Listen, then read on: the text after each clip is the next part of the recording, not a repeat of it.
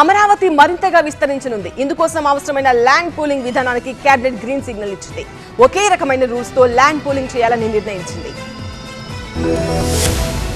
AP cabinet పలు కీలక నిర్ణయాలు తీసుకుంది. సీఎం చంద్రబాబు అధ్యక్షతన జరిగిన మంత్రివర్గ సమావేశంలో 42 అంశాలకు ఆమోదం తెలిపారు.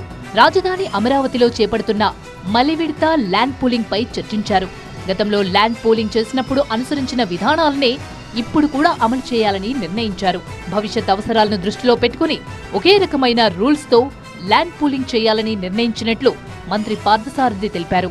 అసైన్డ్, దేవాదాయ, లంక భూములపై జేసీతో దర్యాప్తు చేయిస్తామని, అలానే సర్వే సమయంలో సరిహద్దుల వద్ద సమస్యలు రాకుండా చూస్తామని వెల్లడించారు. సిఆర్డీఏ సమావేశ నిర్ణయాలకు కేబినెట్ ఆమోదం తెలిపిందని మంత్రి పార్థసారథి తెలిపారు.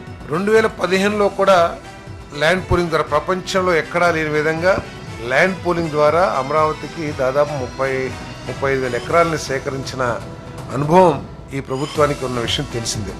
అప్పుడు రికార్డ్ పరంగా ఎదుర్కొన్న సమస్యను దృష్టిలో పెట్టుకుని ఈ రూల్స్ అన్నింటినీ కూడా చిన్న చిన్న మార్పులు చేయడం కానివ్వండి, లేకపోతే ప్రజలకి ఇంకా మెరుగైన విధంగా ఈ రూల్స్ ని ఏర్పాటు చేయడం జరిగిందని చెప్పేసి మనం చేస్తాను. ఇక రాష్ట్రంలో పలు సంస్థలకు భూ కేటాయింపు అంశాలకు మంత్రివర్గం ఆమోదం తెలిపింది. పురపాలక శాఖలో 40 బిల్డింగ్ ఇన్స్పెక్టర్ల పోస్టులు అప్గ్రేడ్ కు గ్రీన్ సిగ్నల్ ఇచ్చింది. రాష్ట్రంలో మరో 9 అన్నా క్యాంటీన్లు ఏర్పాటుకు ఓకే చెప్పింది. భవన నిర్మాణ చట్టంలో నిబంధనలు సవరిస్తూ సులువుగా అనుమతులు వచ్చేలా కొన్ని సవరణలకు మంత్రివర్గం పచ్చజెండా ఊపింది. టెన్నిస్ క్రీడాకారుడు సాకేత్ సాయికి స్పోర్ట్స్ కోటా కింద డిప్యూటీ కలెక్టర్ ఉద్యోగం ఇవ్వాలని కేబినెట్ నిర్ణయించింది. ఇక తిరుపతి జిల్లా వడమాలపేటలో 12.07 ఎకరాలను పర్యాటక శాఖకు బదిలీ చేసేందుకు అనుమతిచ్చింది. పోలవరం ప్రాజెక్టును 2027 నాటికి పూర్తి చేయాలనే లక్ష్యంతో అధికారులు ముందుకు సాగాలని సీఎం చంద్రబాబు అధికారులను ఆదేశించారు. ఇక ఏడాదిలోగా అన్ని రెవెన్యూ సమస్యలు పరిష్కరించాలని, రెవెన్యూ సమస్యల పరిష్కారంలో ఇబ్బందులు ఉంటే